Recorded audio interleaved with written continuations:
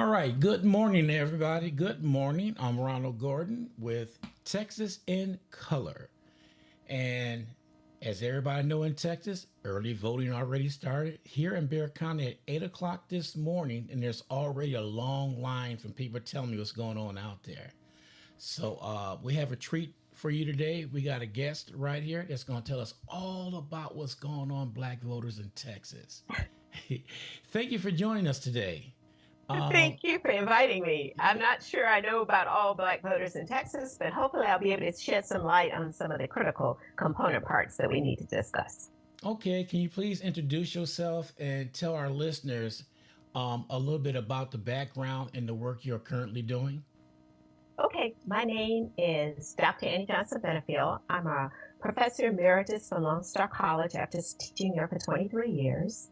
I am the president and CEO of the Houston Voting Initiative, a newly formed nonprofit organization whose focal point is three things: to educate, empower, and mobilize individuals in communities, in marginalized communities of color who have been disenfranchised over time, to educate them so they will know the information they need to empower them to act and become advocates for themselves in the greater political process.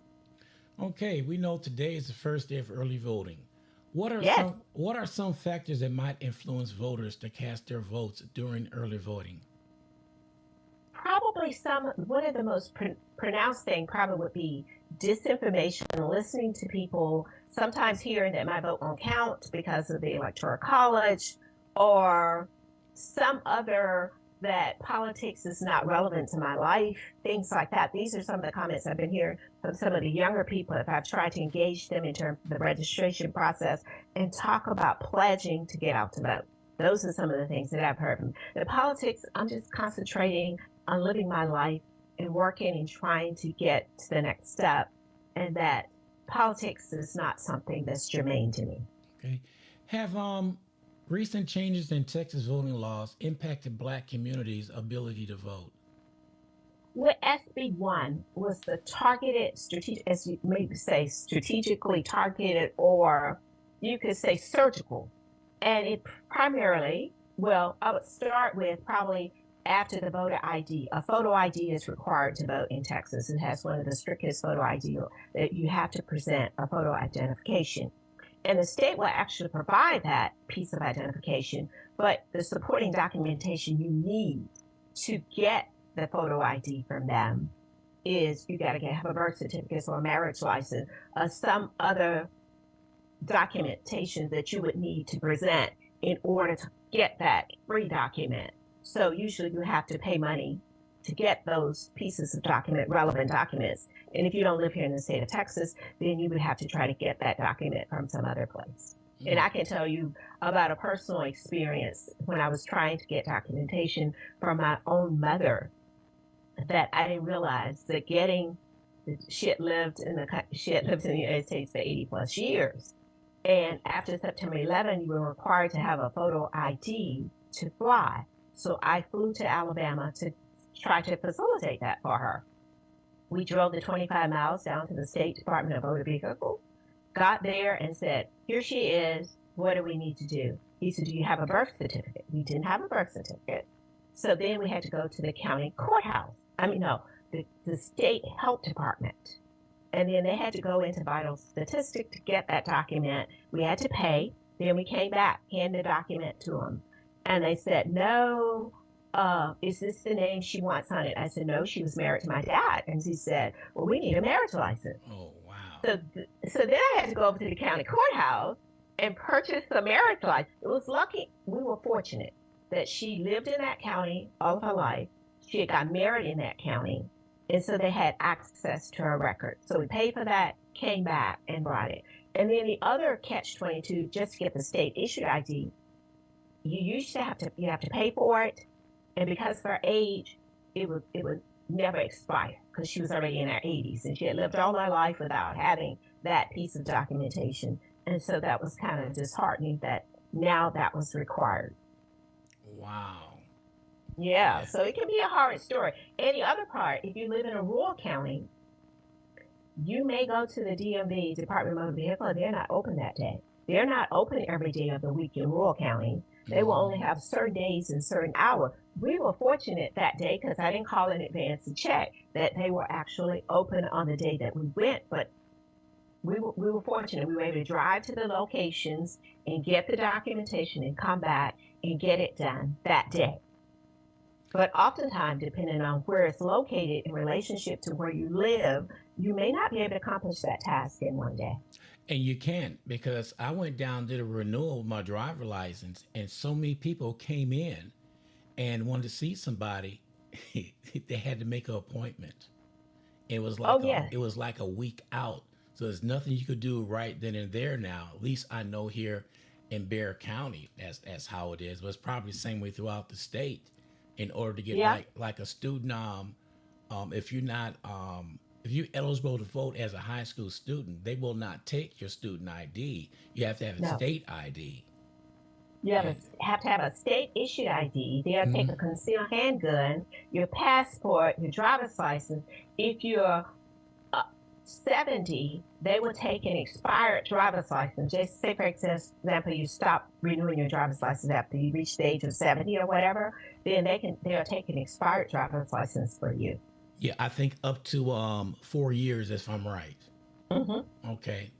Um, So I guess in that sense, if you're no longer driving, but just admit, my mom, when she had never been a driver, she had never had a driver's license. So having an ID and making sure your name is spelled correctly when you register to vote, making sure your name it appears the same way on the voter registration record. So I tell everybody, check your status. Go to votetexas.gov, check your status to make sure it's active.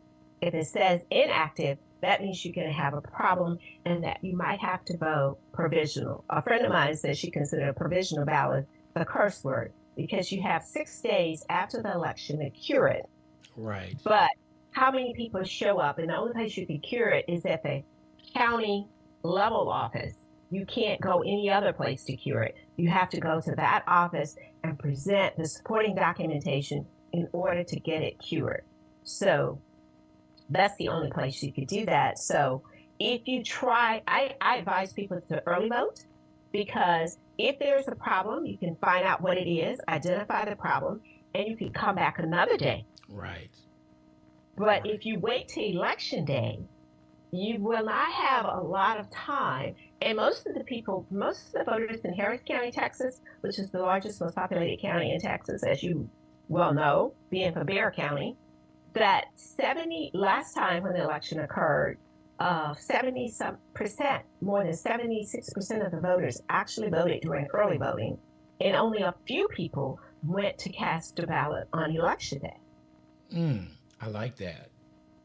I Yeah, like that. so the momentum is for early voting. There are lots of ads running on television. Groups are actively engaged trying to get out the vote. The buses, Metro has made it easy during early voting. They're going to provide free rides to the poll for anybody who wants to go through all the different services, disability services, and whatever. So, and on election day, they will also provide free rides to the poll. And there's some Ride to Share is a group that will be offering free rides to the poll. I think Lyft and Uber has collaborative relationship with some of the prominent national organizations like the NAACP and other organizations, the League for Women Voters, to facilitate people getting rides to the poll. Okay. How well are Black communities in Texas represented at local, state, and federal levels? Well, probably the city of Houston has more African American representation on the city council than they do Hispanic representation. But the level is increasing at the city level. In the county level, however, the county commissioners court, Hispanics make up 3 of the 5 people. The county judge and 2 of the commissioners are Hispanic on the commissioners court. Whereas there's one white, I mean, actually, yes, one white and one African American, whereas there are 3 Hispanics. So the representation at that level, but when you talk about statewide representation, that is not the case. I I was looking at some data this morning because I knew we were doing this interview, and I was like, oh my goodness, this is really kind of sad that when you look at the actual data, you can see that most of the state legislature is like 80% Anglo, and they are primarily male in terms of the representative column. 80%, and only on the Democratic side, 80% of the persons of color in the state legislature are Democrats, whereas only 4% are Republican. And 36% of people of color, whereas 58% of the population represent only 36% of the people of color. There are 58% of the Texas population are people of color. So there's a huge representation gap in terms of the age too. The legislators are white and male, which is not reflective of the population because 50% of the population in Texas are female. And so that is not representative of the demographics in terms of gender, nor in terms of the population in terms of color. When you talk about Asians, Hispanic, and African American. Blacks, Asian, and Hispanics are labeled under the group of people of color. Okay, so what are the main factors that encourage or discourage civil participation among Black Texans? Texas is a state, and this is the academic part of me speaking primarily. Texas is one of the traditionalist, individualistic culture, that Southern plantation class that existed, and people were encouraged to vote. Basically, disenfranchisement as a result of enslavement, and then after enslavement, no major attempt to integrate. Basically, a hierarchy elite, no attempt to integrate people, even after enslavement had happened, to integrate them. Texas had things like the all-white primary, which the Democratic Party became the dominant political party after the Civil War, and they basically excluded. The Democratic Party was considered a private organization, so it took a number of court cases to go to the United States Supreme Court to finally whittle away and remove that barrier in terms of the all-white primary. Before, yes, and that was in the 1940s. So it was a long, arduous battle. After the Civil War, you had the grandfather clause, you had literacy tests, you had moral turpitude tests, good moral character tests. In Texas, they had registration that you had to register way in advance, and then they had to poll tax. And poll tax was equivalent to a day's wages for a person. So if you had to choose between paying a poll tax and feeding your family, more often than not, people opted to feed their family over the idea of engaging in the political process. So there was no incentive to do that. Sometimes nefarious politicians would pay the poll tax for people to engage in politics on their side of the political spectrum to get support for their particular candidates or whatever. But those are some of the things that existed that pretty much facilitated people of color not being engaged and being involved in the political process. It wasn't until the 1965 Voting Rights Act happened that more and more people of color actually engaged in the political process. And then at some point we had a plateau in terms of parity in the 90s, pretty much in terms of blacks and the turnout rate among blacks comparable to whites. But now we're actually seeing a decline and a precipitous dip, and it seems to be more as a result of young people as opposed to the older people.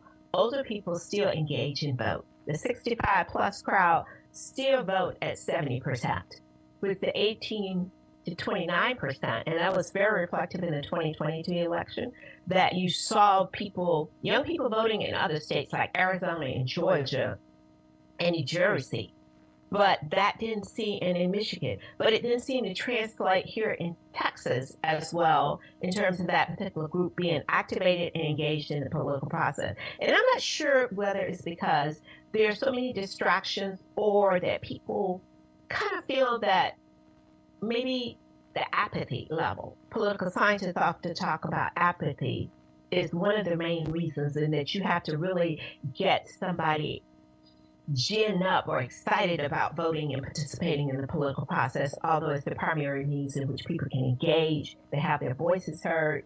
People don't realize the power of the franchise. A friend of mine explained it to me like this: a franchise is ownership of something. And if they understood it in that way, then they would also understand that if it wasn't such a valuable commodity in the marketplace, individuals would not be acting to disenfranchise them. Okay. How has Texas history and segregation influenced current politics engagement for Black Texans? Well, I think that residual effects, the people who control, something happened in Texas in 2018, uh, um, in Harris County in particular. When I first moved to Texas, all of the county elected judges were Anglo and was pretty much Republican. But Harris County has gone through a transitional process. The demographics are not on the side. So in 2018, uh, um, uh, 19 African American women ran for judgeships, and almost all of them won except for two. And then the next legislative session, the legislature eliminated straight ticket voting. They saw that because people went in, pulled one lever, voted for everybody on that party. And so as a result of that, all of these candidates won. So they eliminated straight ticket voting. So straight ticket voting is no longer part of the lexicon. And in Harris County, in 2020, Chris Hollins took over as the county clerk, and it was during COVID. And he instituted some innovative ideas like drive-through voting, 24-hour voting. And so subsequently after that, in 2021, the legislature passed the law that eliminated Yes. that. Because shift workers, you could get off work and you could go and you could vote on your way home. And so some of these things, and drive-through, that you didn't have to go get a babysitter to go to the polling location to vote, because you have to get out your car and go in, that you could take your children and be in your car and they could come out and bring you the ballot, and so you could cast a ballot. And for disabled people, they were advantaged in that process, and people turned out and voted in numbers. That was the highest turnout election that we had in 2020. Statewide, it was almost 68% of the people who were eligible to voted in that electoral contest in 2020. So turnout was high. People did vote. And one of the other things that you would notice that happened in 2020 is that Democratic voters voted using the vote by mail application process, which was different. Primarily in the past, older Anglo voters who were Republicans tended to vote by mail and vote what we call then absentee, but we call it vote by mail now, but it's the same thing. So the rules involving vote by mail are very stringent here in the state of Texas, although they did expand it in 2023 and include, if you were within 3 weeks of delivery of a baby or 3 weeks after it's scheduled, then you could vote by mail. You have to be out of the state the entire time doing early voting and on election day to request the vote by mail application. You have to be 65 years old, and you have to be disabled. Those are the only. You can't vote by mail other than that. You brought up a point by being out of the state. There was something that was passed in August that if you register to vote here in Texas and you moved to another state, it was too late to register in that state. You could come back to Texas and you could vote, but only the presidential vote. You can't vote for any local elections then. Only presidential. That would be your vote by mail application, that you could only vote for the top positions on the ballot. You can vote for local elections. And they passed it in August? Something was passed like that in August? No, they could fly back here and not absentee vote, because legally they're there, but they could fly back here to their neighborhood and vote. And still vote.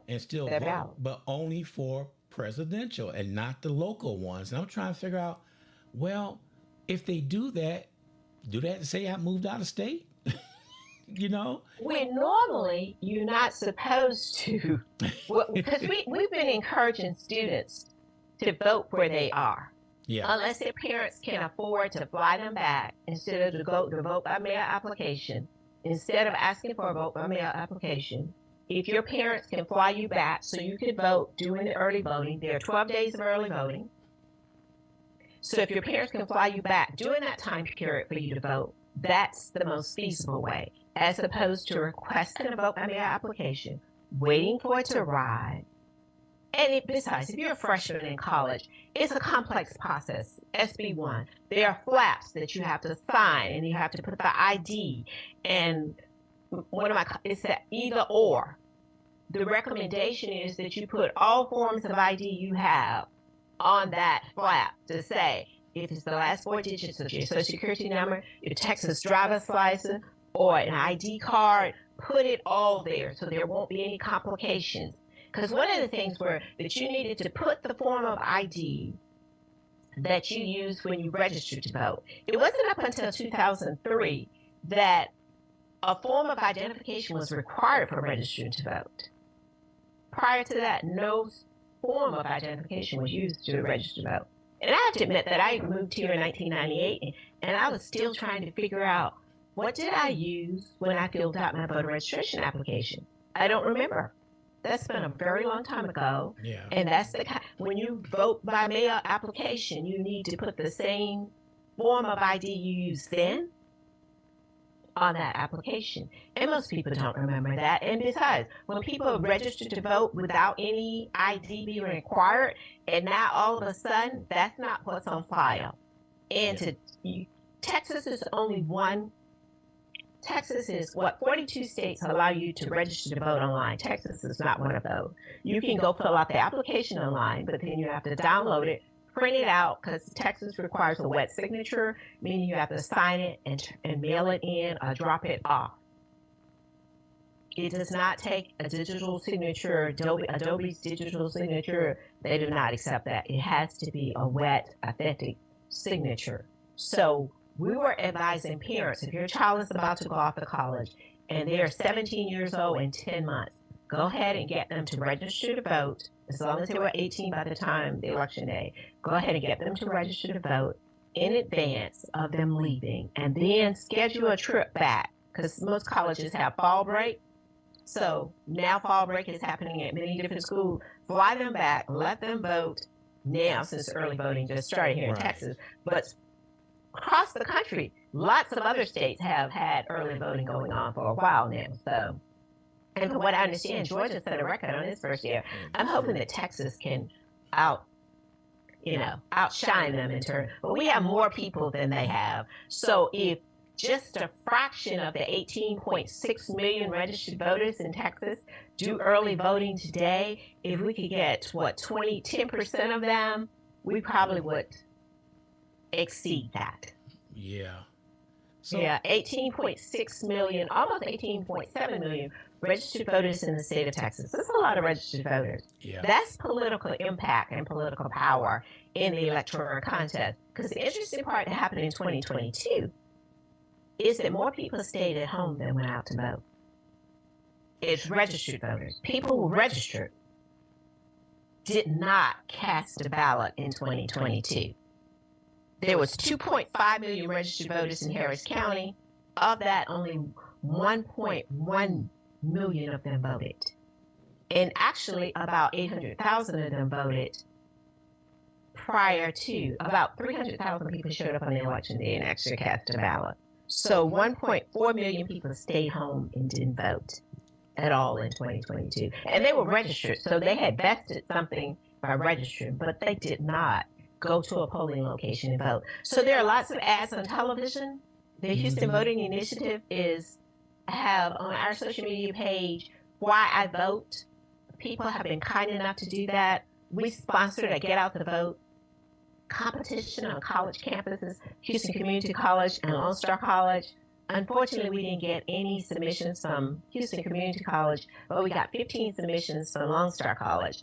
And we're going to run those Get Out to Vote ads on it. They had to be nonpartisan, but they had to straight why I am voting, what my vote means, and why it will count. So getting young people, hopefully getting them engaged in the political process matters. trying to get them to see what it means to do that. And they were very enthusiastic, got some very creative ideas from them. I was so excited to see that. And I offered financial incentives too. For the first prize winner, it was $500. For the second prize winner, $250, and for the third place winner, it was $100. Okay. So brings me to this. How does gerrymandering affect the political power of black communities in Texas? Well, one of the things, three things happen in the gerrymandering process: stack, pack, or crack. I'm sure you've heard that terminology before. You either crowd them all into a district or two, you crack them, you break them up and put them out in separate parts, divide them out in the district so they could have a negligible impact on those particular districts.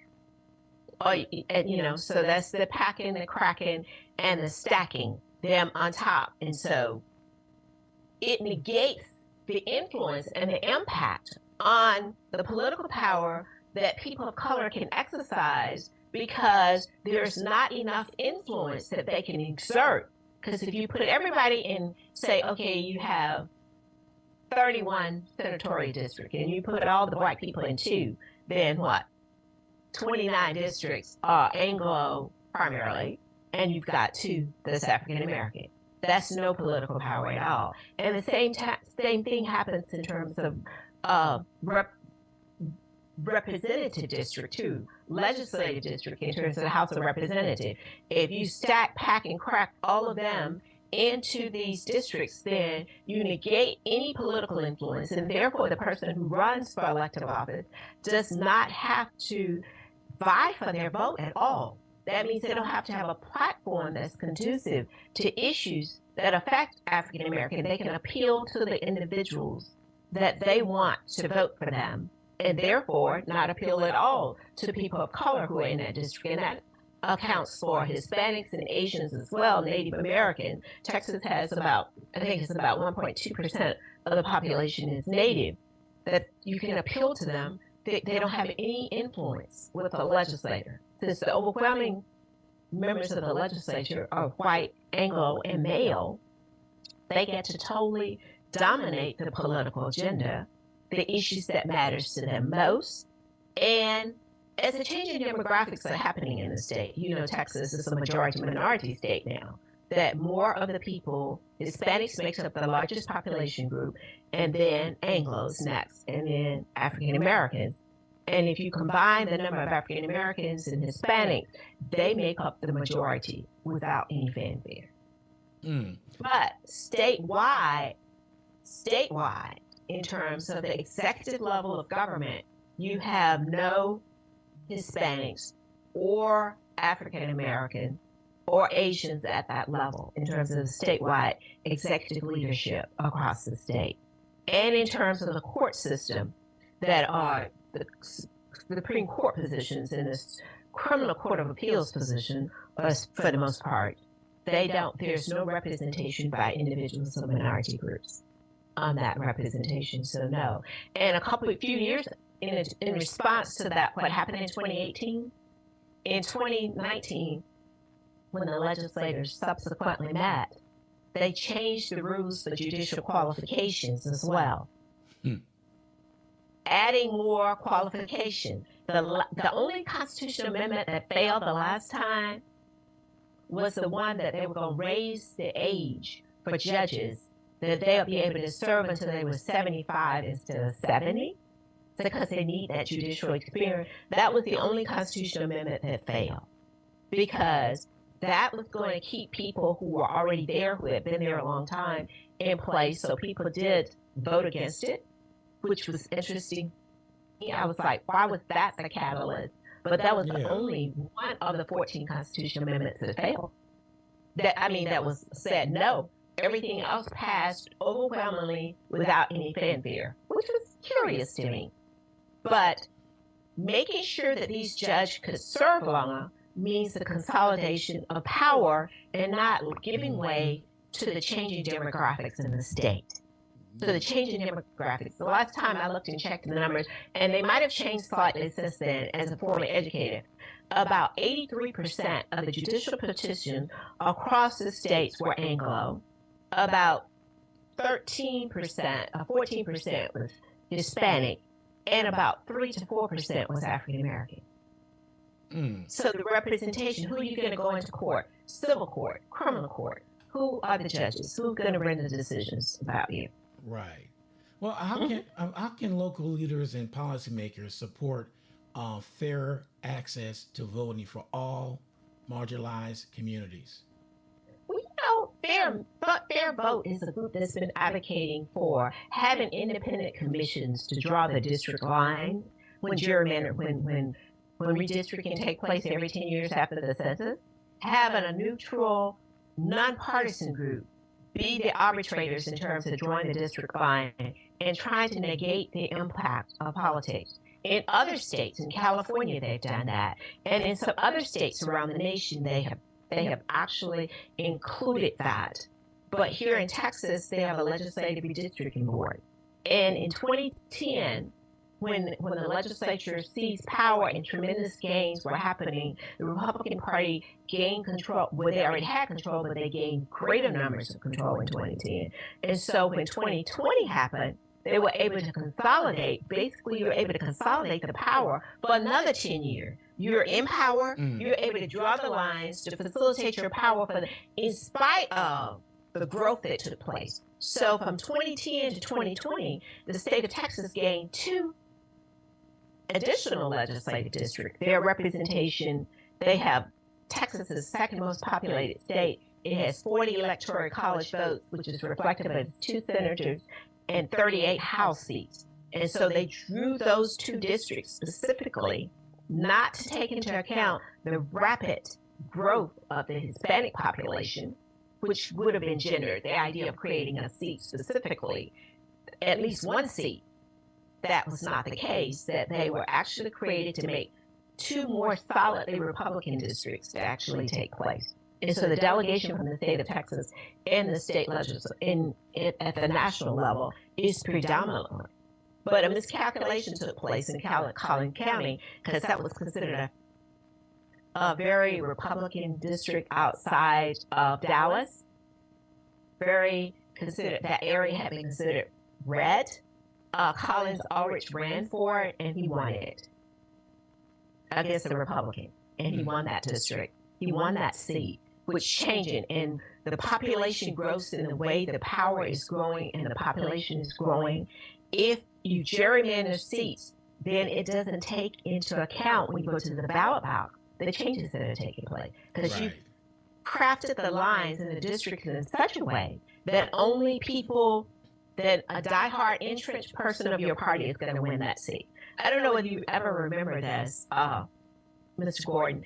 There was a book, there was a movie, there was a play called The Best Little Whorehouse in Texas. Yes. And then they subsequently did a replica and did The Best Little State House in Texas, which was a video talking about the redistricting process and how political it is and how it could get to be in that process. And the party in power has the advantage. The political party that's in power at the time that redistricting takes place is advantaged in terms of how they draw the line to consolidate their base of power, to show up and secure if an area is changing dramatically in terms of new population moving into the state, coming from other places that might change the dynamics of that district, then you include other people that will show up that an incumbent's position in particular, you show up the incumbent position to make sure they're going to get reelected. So gerrymandering has a detrimental impact on districts where population changes and growth are taking place, where people of color are increasing dramatically, and it's not reflected in the seats that are available in terms of the politics. I want to go back on something that you said, how they changed things, how Harris County did things different the last election, like drive-through, open up. Greg Abbott did not like that. He wanted to come down there and take over Harris County, if I'm right. Didn't he want to do that? Well, actually, the piece of legislation passed SB1 in the last legislative session, 2023. I think it's SB8. Said that if there are challenges And they have monitors here for this election during early. The Secretary of State's office has monitors down here to monitor the election. They removed the power of Harris County, the largest county in the state. Although most of the counties, the 254 counties across Texas, have an election administrator that's considered a nonpartisan position who do the voter registration and subsequently conduct the election. They removed the ability to do that from Harris County. The most popular is what, 4.8 million people in Harris County. They removed the ability of Harris County to have an election administrator, and they moved it back to the Harris County Tax Assessor's Office does the voter registration because it was under that office because you had to pay a poll tax, the vestiges of that institutional structure. So that it went back to the Harris County Tax Assessor's Office, the registration component part. And the clerk's part went to the the clerk's office, the Harris County Clerk's Office, which Tanisha Husband is doing a great job as the Harris County clerk running the election process. But it went back to the old system because in 2020, the new system came in play. I mean, right after the new system came in play, that we had, after the 2020 election, had a Harris County election administrator and then hired somebody to come in and administer the election process, and then the state legislature in 2023, and the challenges that you could actually file a lawsuit if you're not happy with the way things happen in Harris County. You could file it in another county, not in Harris County. So it is even more critical and important that people in Harris County realize, and in surrounding counties. You might think this is happening in Harris County, whatever, and you're sitting on the sideline saying, okay, Harris County needs to be railed in or whatever, if you're thinking that.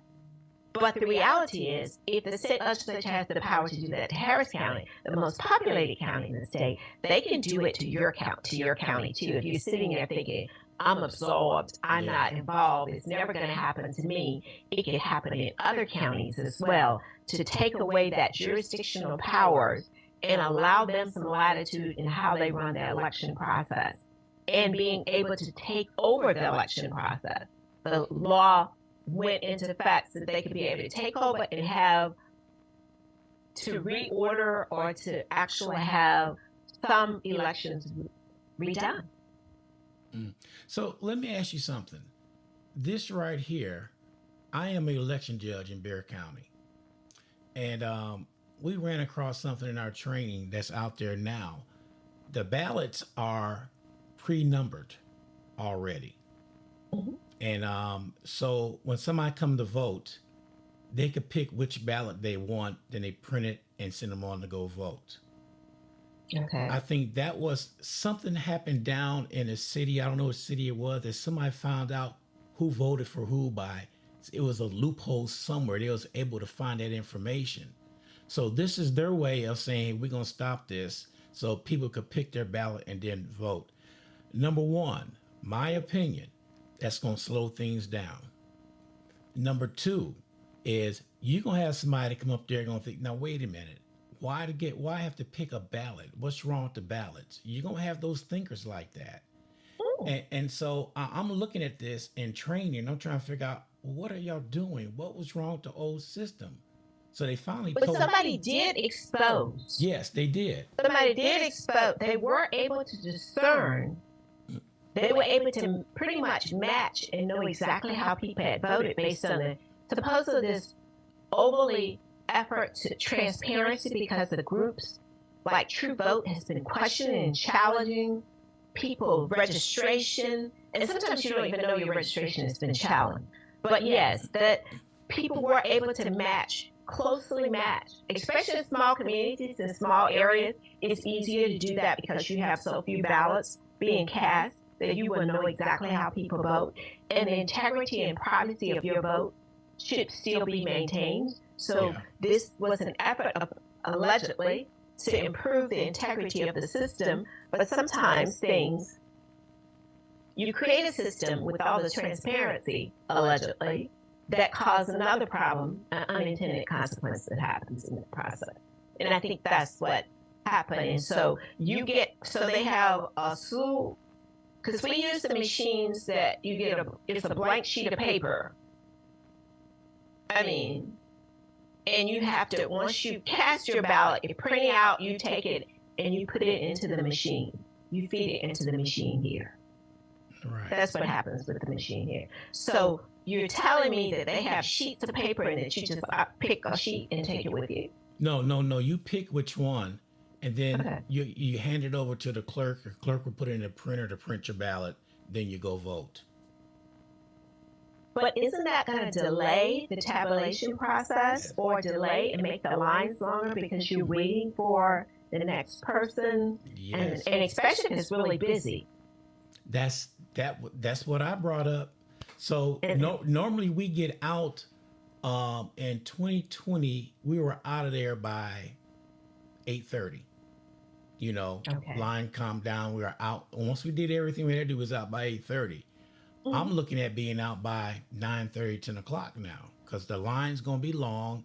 I don't know who thought of this, but I look at it, I said, okay, we just got to be more patient and with the voters coming in. And if a voter come and ask, why are you doing this? Talk to the Secretary of State. We're just making sure everybody vote. This is our job, to make sure that you go ahead and vote, because we don't have the answer. Our job is to make sure everything's done right and you go vote. That you're just following the rules that have been established, and that they have quorum. No, you probably should say, if you have quorums with the procedure, then you should contact your representative, because they're the ones that make the law. We're just simply one instrument of implementation. Right. So they can, because one of the things that I think that is problematic in this whole process, Mr. Gordon, is that people don't know what they don't know. Mm-hmm. And although we keep saying we're a very information-laden society, and there are many critical points, data points, information places that people can gather information from, but that also means that people get information from so many different places that you don't know where they're getting their information from. Mm-hmm. And the accuracy of the information, the validity, the reliability and validity of the information that they have, since you didn't know where they are receiving it from.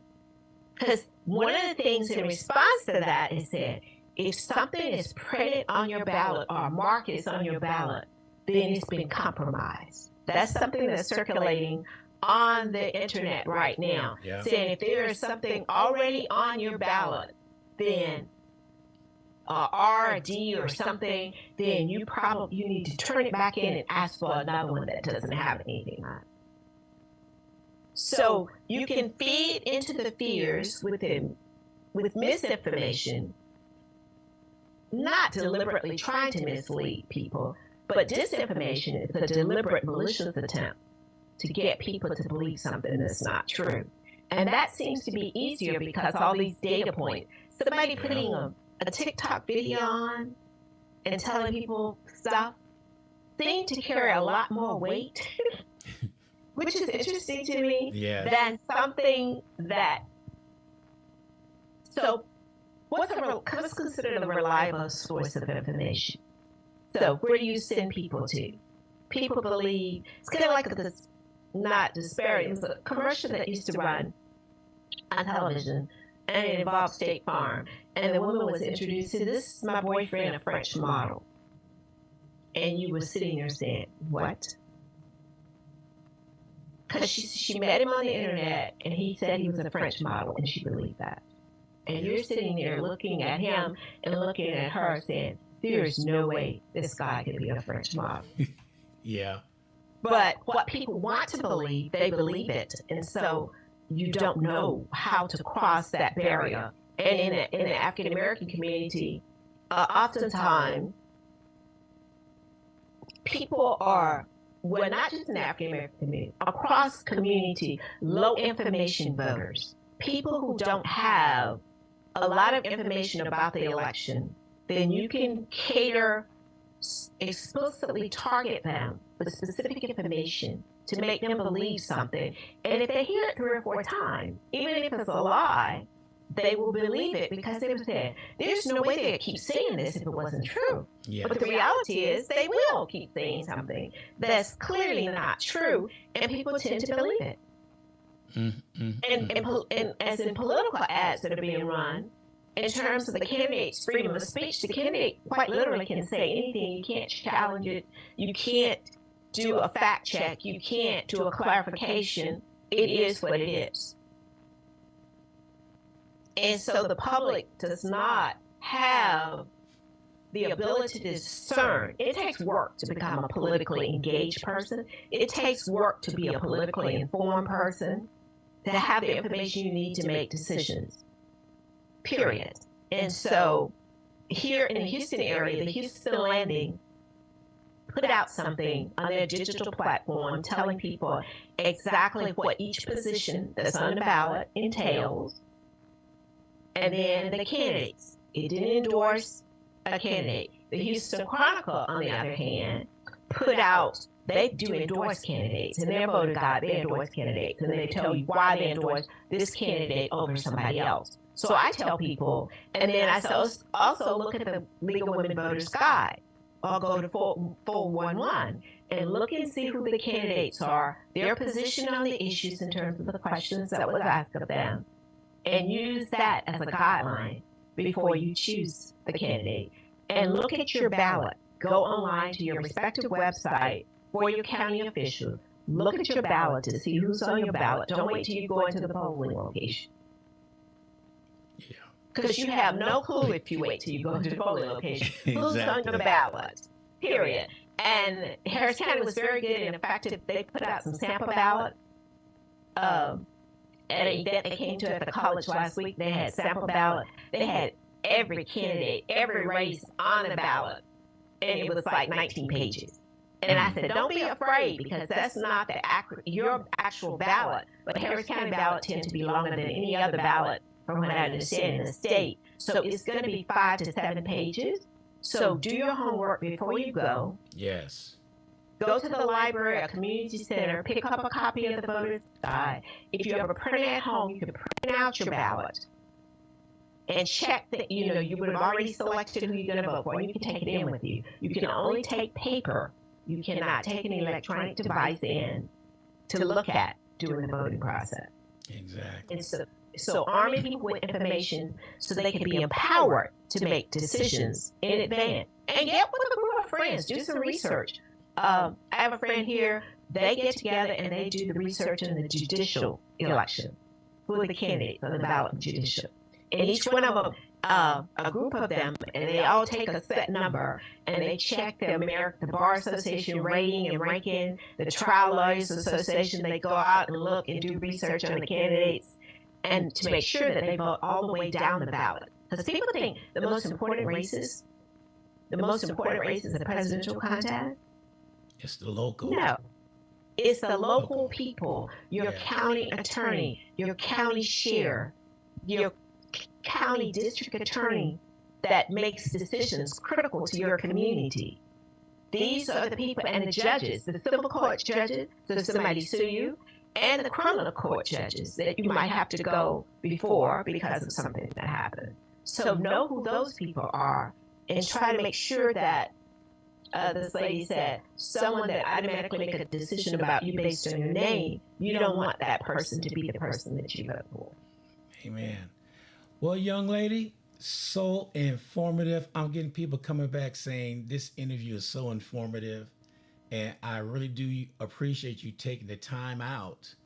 I appreciate you reaching out to me. I was kind of curious. How did you hear about me?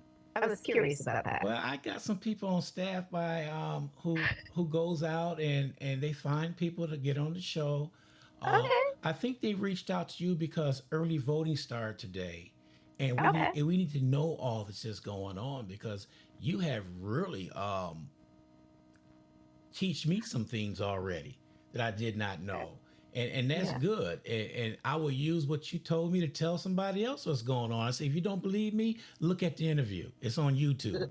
Let's educate, empower, and mobilize people so they can become advocates for themselves in the political process. Yes, ma'am. Don't look for a savior. We are all our individualized savior. And everybody is equal on voting day. The richest person in the country has one vote, just like I have one vote. Yes. And if I stay home and don't vote, that person's vote has more clout than mine because they voted and I did. Yes. All right. Well, you take Okay, care. thank and you. Thank you for coming on, and we'll talk to you later.